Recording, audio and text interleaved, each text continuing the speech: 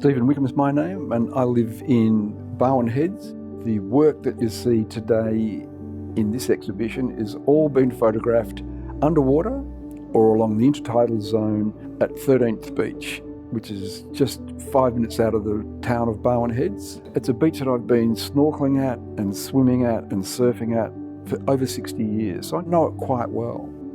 The actual title of the exhibition, Anthropocene, is a contemporary term. It's been around for a little while that talks to the human intervention with climate change, particularly through global warming, through the massive industrialisation of various processes from farming to industrial heavy industry processes. That's actually a term that says we've come through different eons and ages, and now we are in an era, a time where human impact, human endeavour and industrial impact has changed the way that we've shaped the planet. So this group of work, Lenny Boy, Climate Warrior, is a continuation of a project that goes back to 2005. Lenny's a Bedlington Terrier. It's a Northern English breed that was bred for hunting water varmints, weasels, stoats, etc., etc. And we spend a lot of time together at the beach. He's patient, he comes along while I photograph, and he is the kind of emotional heart of the whole project.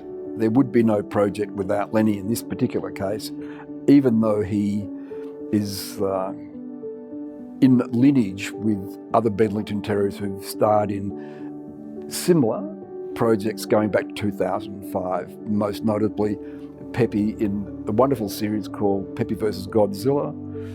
Lenny stands for and is, at the same time, a representation of human genetic breeding, where humans have intervened in bloodlines of various dogs, in this case, and have engineered them to a practical and or aesthetic value and use.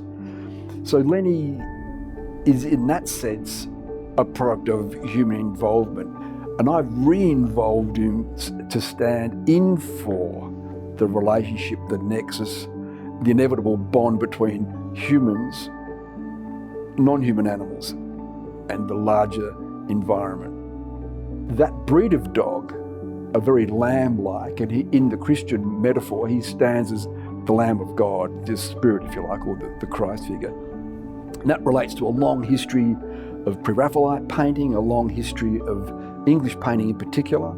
I note that Craig Yates, the wonderful Scottish painter, used in an affectionate way the depiction of Bedlington Terriers, even in images of the crucifixion, where the Bedlington Terrier, in its classic hairdo, show cut, looks like the Lamb of God.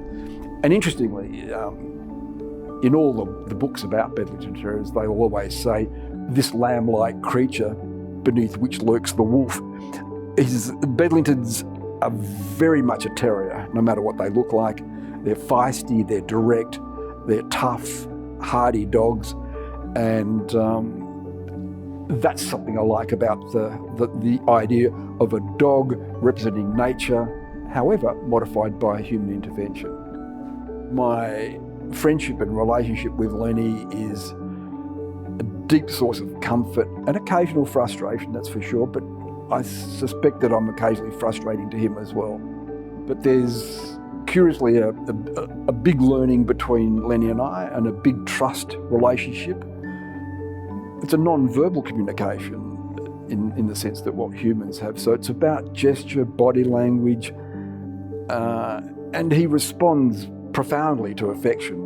It's a very strong give and take relationship, and I love that. And I think he does too.